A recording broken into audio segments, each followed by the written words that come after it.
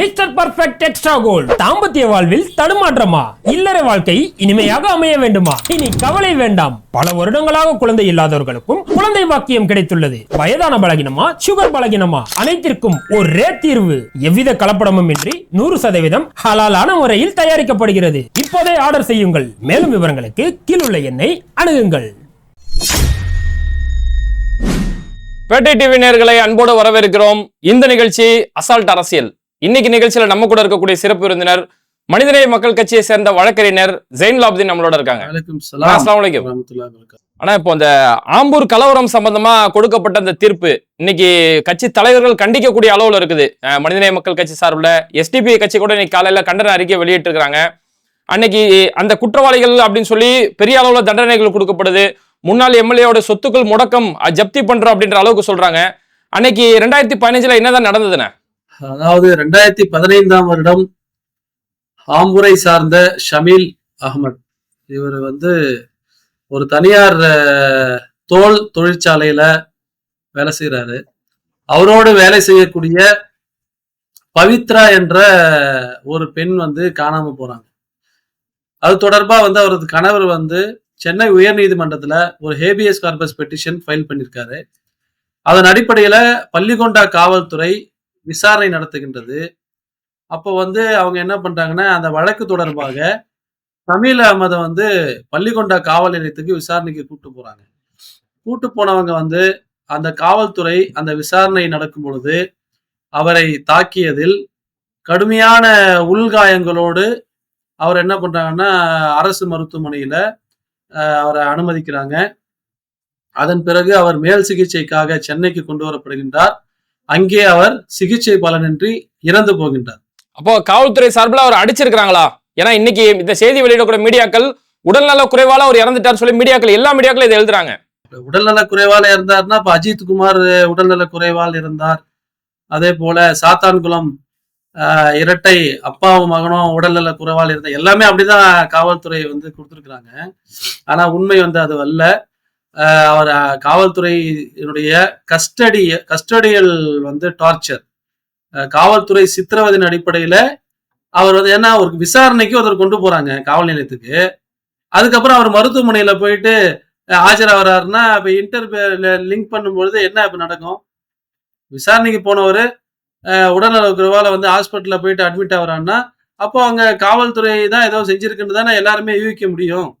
அப்ப அந்த அடிப்படையில மிகப்பெரிய கொந்தளிப்பு அந்த நேரத்துல வேலூர் மாவட்டத்தில் குறிப்பாக அவர் சார்ந்த ஆம்பூர்ல மிகப்பெரிய ஒரு கொந்தளிப்புகள் மக்கள் மத்தியில ஏற்படுகின்றது.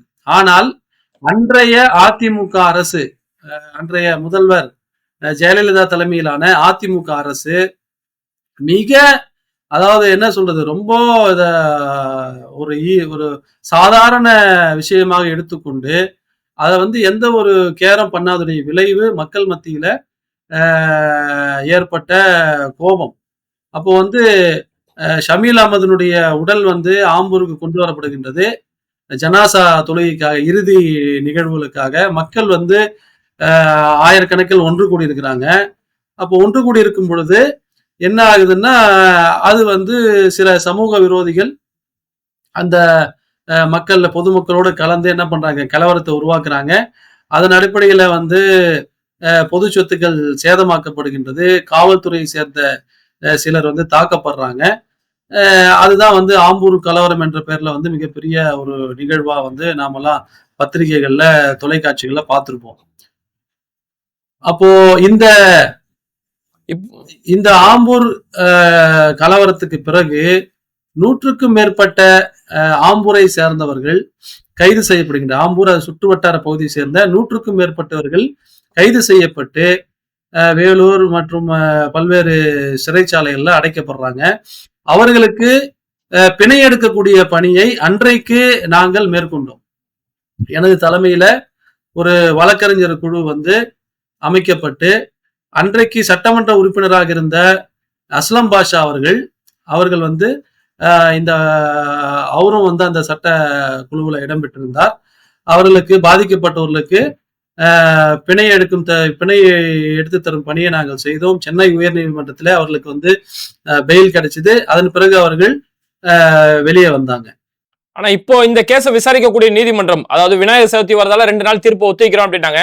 இன்னைக்கு தீர்ப்பை விசாரிக்கும் போது தீர்ப்பு என்னென்ன சொல்லியிருக்காங்க?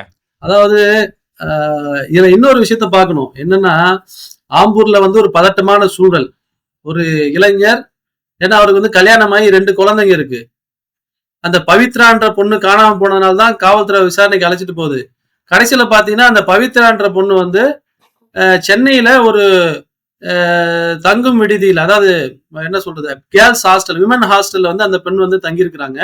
காவல்துறை போய் அவங்களை அழைச்சிட்டு வர்றாங்க. அவங்க என்ன வாக்குமூலம் கொடுத்தாங்கன்னா, என்ன தங்க வச்சது வேற யாரோ, அதாவது ஷமீல் அகமதுக்கும் இதுக்கும் சம்மந்தம் இல்லை. ஷமீல் அகமதை வந்து இவங்க போய் என்ன பண்ணிருக்காங்க, அவரும் அவருடைய கம்பெனில வேலை செய்யறாரு. ஆனாலும் வந்து அவரு போய் இவங்க என்ன பண்றாங்க, வீட்டுல ஏற்பட்ட பிரச்சனை காரணமாக அவங்க வெளியே வந்திருக்கிறாங்க.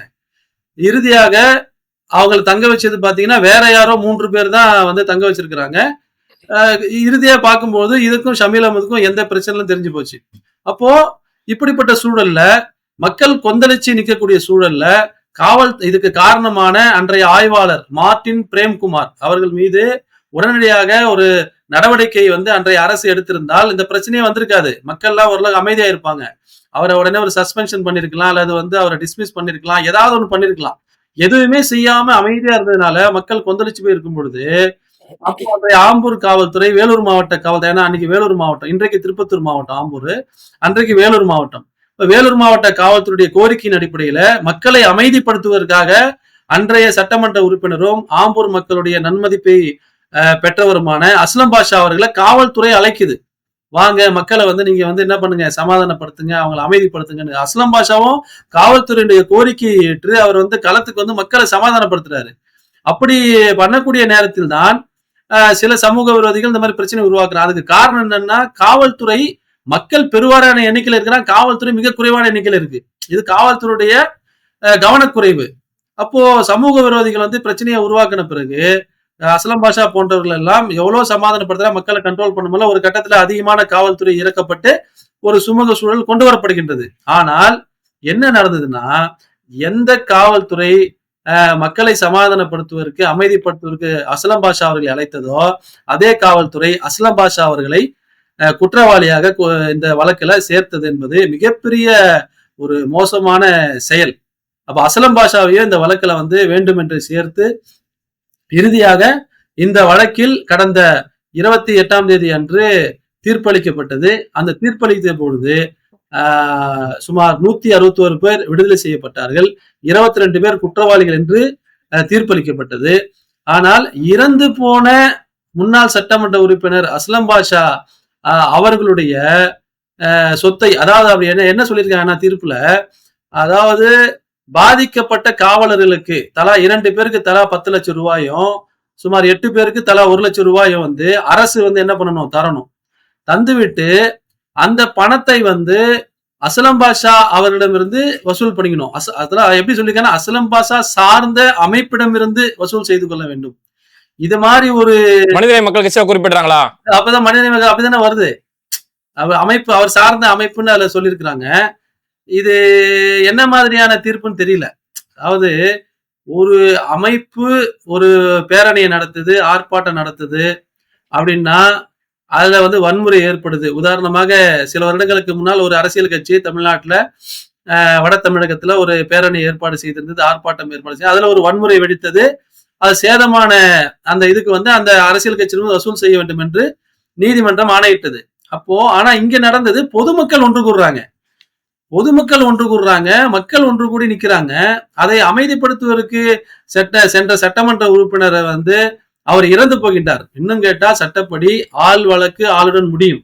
ஒருவர் இறந்து விட்டார் என்று சொன்னால் அந்த வழக்கு அதோட க்ளோஸ்டு. அவர் மேல சாட்டப்பட்ட குற்றச்சாட்டுகள் காலாவதியாகிடும், அபேட்ன்னு சொல்லுவாங்க, அபேட் ஆயிடும்.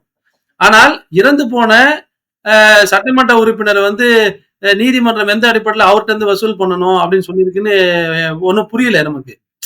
ஏன்னா ஒண்ணு அவர் சார்புல வழக்கறிஞர் ஆஜராகி அதுல வந்து விசாரணை நடைபெற்று குறுக்கு விசாரணை நடத்தி அவர் குற்றவாளி என்று தீர்ப்பளித்த பின்னால் அவர் வந்து வசூல் பண்ணலாம் அப்படின்னு சொல்லியிருக்கலாம். அதாவது வழக்கு விசாரணைக்கு பின்னால் அவர் குற்றவாளி என்று தீர்ப்பளிக்கப்பட்டு பின்னால் அவர் இறந்திருந்தால் அந்த வந்து அவர் வந்து அந்த சொத்தை வந்து ஜப்தி பண்ணலாம் அல்லது ஏதாவது போட்டிருக்கலாம். ஆனால் வழக்கு விசாரணை நடைபெறுவதற்கு முன்னாலே இறந்து போனவருடைய சொத்துக்களை வந்து ஜப்தி பண்ணணும், அவருக்கு வந்து வசூல் பண்ணணுன்றது இது எந்த மாதிரியான தீர்ப்புன்னு தெரியல. இந்த தீர்ப்பை வந்து ஒரு விமர்சனத்திற்கு உள்ளான தீர்ப்பு. நிச்சயமாக உயர் நீதிமன்றத்துல இந்த தீர்ப்பு தூள் தூளாக தகர்க்கப்படும். இல்லண்ணா, இப்ப இதுல எழக்கூடிய ஒரு கேள்வி என்னன்னா, 2 பேருக்கு 14 ஆண்டு சிறைன்னு சொன்னாங்க, 6 பேருக்கு 7 ஆண்டு சிறை அப்படி சொல்லி தண்டனைகள் இவ்வளவு கடுமையா இருக்கு. இறந்து போனோட சொத்தை ஜப்தி பண்ணுன்றாங்க. இதுல சம்பந்தப்பட்ட காவல்துறை ஆய்வாளர் அந்த மார்ட்டின் பிரேம்ராஜ் அவருக்கு என்ன தண்டனை கொடுத்திருக்காங்க? என்ன கொடுமைன்னு சொன்னா, 2 வழக்குகள். ஒன்று ஷமீல் அகமது காவல்துறையினுடைய விசாரணையில தாக்கப்பட்டு அவர் வந்து இறந்து போனார். அது வந்து ஒரு கஸ்டோடியல் டெத்துன்னு சொல்லலாம். அப்ப இதன் அடிப்படையில வந்து ஆய்வாளர் மார்ட்டின் பிரேம்குமார் உள்ளிட்ட அவர்கள் மீது வந்து மார்ட்டின் பிரேம்ராஜ் உள்ளிட்ட காவலர்கள் 5 காவலர்கள் மீது வழக்கு தொடரப்படுகின்றது. அந்த வழக்கு வந்து கிரைம் நம்பர் 158 ஆஃப் 2015. அது வந்து முதல் தகவல் அறிக்கை பதிவு செய்யப்பட்டு பள்ளிக்கொண்டா காவல் நிலையத்துல முதல் தகவல் அறிக்கை பதிவு செய்யப்பட்டு அது வந்து தனி வழக்காக நடைபெற்றுக் கொண்டிருக்கின்றது. அதே நேரத்துல ஆம்பூர் கலவரம் அது தொடர்பான வழக்கு நடைபெற்றது. 2 வழக்குல ஆம்பூர் கலவரம் தொடர்பான வழக்குல இன்றைக்கு வந்து தீர்ப்பு வந்து விட்டது. அதில் இன்றைக்கு தண்டனை வழங்கப்பட்டவர்கள் அதில் தொடர்புடையவர்களா இல்லையா என்பதை நாம் வந்து அப்பீல்ல போய் பார்த்துக்கிறோம். ஏன்னா ஏகப்பட்ட குளறுபடிகள் இந்த ட்ரையல்ல வந்து நடந்திருக்கு. அதை வந்து நம்ம வந்து பிறகு பேசுவோம். ஆனா அதே நேரத்துல இந்த கலவரத்துக்கு மூல காரணமாக இருந்த ஷமீல் அகமதுடைய கஸ்டோடியல் டெத் இதுக்கு என்ன நீதி வழங்கப்பட்டிருக்கு? இந்த கேள்வியை மனித உரிமை ஆர்வலராக நாங்களும் அதே நேரத்துல பொதுமக்களும் எழுப்பக்கூடிய கேள்விகள். இந்த கேள்விக்கு வந்து காவல்துறையும் இன்றைய அரசும் தான் வந்து விடை கொடுக்கணும். உடனடியாக சைமல்டேனியஸா அந்த வழக்கு நடக்கும் போது இதையே நடத்தி முடிச்சு ஒரு தண்டனை கொடுத்திருந்தாங்கன்னா ஓகே, பரவாயில்ல, காவல்துறையும் பொதுமக்களும் ஒரே நீதி தான் இந்த நாட்டுல செலுத்தப்படுதுன்னு நம்பலாம். ஆனா காவல்துறை வந்து ஒரு குற்றத்தை செய்யும் போது அவர்களை பாதுகாக்கும் விதமாக அந்த வழக்கை வந்து நீர்த்து போற செய்யற மாதிரி செய்யறது, அந்த வந்து மிகவும் தாமதப்படுத்துவது, சாட்சிகளை கலைப்பது, அந்த வழக்குல என்ன நடக்குதுன்னு இது வரைக்கும் யாருக்கும் தெரியாது. அந்த மாதிரி சூழல் தான் இருக்கு. இன்னைக்கு மார்ட்டின் பிரேம்குமார் வழக்கு வந்து என்ன நடக்குதுன்னே தெரியல. அது நிச்சயமாக அது என்னன்றதை ஆய்வு செய்வோம். அது சம்பந்தப்பட்ட அவர்களுக்கு வந்து உரிய நீதியை பெற்றுத்தருவதற்கு கண்டிப்பாக நம்ம வந்து முயற்சி செய்வோம். அதே நேரத்துல இந்த தீர்ப்பளிக்கப்பட்ட இந்த வழக்கில் பாதிக்கப்பட்டவர்கள், அதாவது இன்றைக்கு குற்றம் சாட்டப்பட்டு குற்றவாளிகளாக நீதிமன்றத்தால் அடையாளம் காட்டப்பட்டவர்கள், இதுல வந்து ஆல்மோஸ்ட் வந்து பாத்தீங்கன்னா பலரும் அப்பாவிகள். ஏன்னா கலவரம் நடைபெற்ற அடுத்த நாள் நான் வந்து ஆம்பூர்ல இருக்கிறேன். சென்னையிலிருந்து அன்றைக்கு நான் சார்ந்த அமைப்பு தோழர்களோடு நான் வந்து அங்க வந்து நான் வந்து ஆம்பூருக்கு போறேன். அப்போ ஆம்பூருக்கு போகும்போது அங்க நேரடியா என்ன நடந்தது நம்ம பார்க்க முடிஞ்சுது. அதாவது வன்முறையை வந்து ஈடுபட்டது வந்து சில சமூக விரோதி கும்பல் வந்து என்ன பண்ணுது, பொதுமக்களோடு பொதுமக்களாக கலந்து காவல்துறையினரை தாக்குது. மிக கொடூரமான விஷயம். பெண் காவலர்கள் தாக்கப்பட்டது, அதே போல காவல்துறை சார்ந்த மக்களுடைய பாதுகாப்பு பணிக்காக வந்திருந்த காவல்துறையினர் தாக்கப்பட்டது என்பது எந்த காலத்திலும் ஏற்றுக்கொள்ளப்பட முடியாத விஷயம். இதை செய்த எந்த சமூக விரோதி யாராக இருந்தாலும் அவர்களுக்கு அதிகபட்சமாக சட்டம் என்ன சொல்லியிருக்கின்றதோ அடிப்படையில தண்டனையை பெற்றுத்தர வேண்டியது காவல்துறையினுடைய கடமை, அரசனுடைய கடமை. பொதுமக்களாகிய நாமும் அதை வந்து வரவேற்கிறோம். அவர்களுக்கு உரிய நீதியை பெற்றுத்தரணும். அதே நேரத்துல வன்முறையை செய்துவிட்டு வன்முறையாளர்கள் எல்லாம் வந்து ஓடி போன பிறகு அங்க கண்ணில் பட்டவங்க எல்லாம் கூட்டு வந்து அரெஸ்ட் என்ற பேர்ல, ஏன்னா அது ஒரு ரமலான் மாதம். அந்த ரமலான் மாதத்துல சஹர் நேரத்துல இந்த அரெஸ்ட் எப்ப நடக்குதுன்னு பாத்தீங்கன்னா அதிகாலை சஹர் நேரத்துல, நள்ளிரவு நேரத்துல இந்த சஹருக்கு வீட்டுல சாப்பிட்டு இருந்த வெளியே இந்த டீ குடிக்க வர்றவன், இந்த தம் அடிக்க வர்றவங்க, அதே போல கொஞ்சம் முன்கூட்டியே தொழுகைக்கு போலான்னு வந்த பல பேர் கைது செய்யப்பட்டார்கள். காவல்துறை தனது மனசாட்சியை தொட்டு சொல்ல வேண்டும். அவர்களுக்கு தான் தெரியும் அவங்க உண்மை குற்றவாளியை கைது செஞ்சாலா இல்லையான்ட்டு. ஏன்னா இன்னொரு கேள்வியா நம்ம கேட்க வேண்டியிருக்கு. இன்னைக்கு வந்து எப்பயுமே எந்த ஒரு ஆர்ப்பாட்டம் போராட்டம் நடந்தாலும் நம்ம வந்து வீடியோ ஒரு இது பண்ணுவாங்க, காவல்துறை எப்பயுமே எடுப்பாங்க. கண்டிப்பா அது வீடியோ எடுத்திருப்பாங்க. அதன் அடிப்படையில் வந்து இந்த இப்பொழுது கைது செய்யப்பட்டவர்கள்லாம் அப்படிதான் தெரியல. இதெல்லாம் வந்து பல்வேறு கேள்விகள் இந்த வழக்கிலும் இந்த வழக்கை நடத்திய நீதிபதி, குறிப்பாக நீதிபதி மீனா குமாரி அவர்கள், திருப்பத்தூர் மாவட்ட செஷன்ஸ் நீதிபதி அவர்கள் நடத்திய விதம் என்பது மிக மிக அவசரமாக, எந்த ஒரு அந்த சுமார் 100க்கும் மேற்பட்டவர்கள் அங்க வந்து குற்றம் சாட்டப்பட்டிருக்கின்றார்கள். அவர்களுக்கு வந்து உரிய வழக்கறிஞர்ல வைக்க முடியல. ஏன்னா பல பேர் அதுல வந்து கூலி தொழிலாளிகள், ஏதோ ஒரு காரணத்துக்காக அரசு பண்ணப்பட்ட வழக்கில் சேர்க்கப்பட்டிருக்கிறாங்க. பல பேர் வந்து கூலி தொழில் செய்யறவங்க, அந்த லெதர் கம்பெனில வேலை செய்யக்கூடியவர்கள். இப்ப இவங்களுக்கெல்லாம் வந்து ஒரு பணத்தை போட்டு ஒரு வழக்கறிஞர் வைத்து வாதாட அளவுக்கு வசதி இல்லாதவர்கள். அவங்களுக்கு அந்த டைம் கூட கொடுக்கல. ஒரு மூத்த ஒரு அனுபவம் வாய்ந்த ஒரு கிரிமினல் லாயரை வந்து வச்சு இந்த வழக்கை வந்து சரியான முறையில நடத்தியிருந்தா இன்னும் கூட இந்த இதை வந்து பல்வேறு தவறுகள் வந்து அதை நம்ம வந்து நீதிமன்ற விஷயங்களை நம்ம எல்லா விஷயங்களும் வெளியே சொல்ல முடியாது. அது அப்பீல்ல வந்து உயர் நீதிமன்றத்தில் மேல்முறையீடு செய்யும் பொழுது நிச்சயமாக அதை வழக்கறிஞர்கள் அதை எடுத்து சொல்வார்கள் நீதிமன்றத்திடம். அந்த அந்த விஷயங்கள் எல்லாம் இந்த அவங்களுக்கு இந்த சரியான